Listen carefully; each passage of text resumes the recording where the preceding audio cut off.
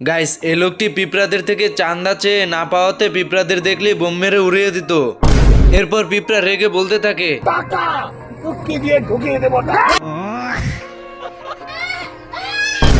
এমনকি গর্তে লুকিয়ে থাকা পিঁপড়াদেরকেও রেহাই দিত না।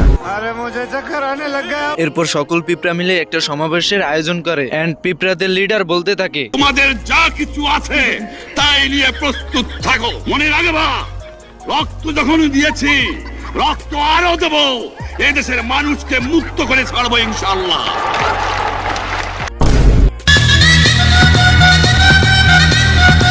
এদিকে পিঁপড়ার সকল সদস্য বাঁশির শব্দ শুনে যুদ্ধের প্রস্তুতি নিয়ে চলে যায় লোকটির কাছে। এদিকে লোকটি পড়ে পড়ে ঘুমাচ্ছে আর পিঁপড়ার দল এসে লোকটির বাড়ি ঘেরাও করে ফেলে।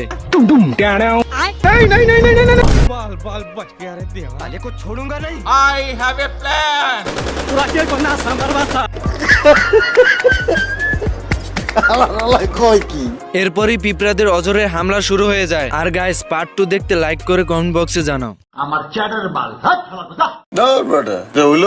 ইচ্ছা করতেছে জাপ দিয়ে কুয়ার মধ্যে পড়ি।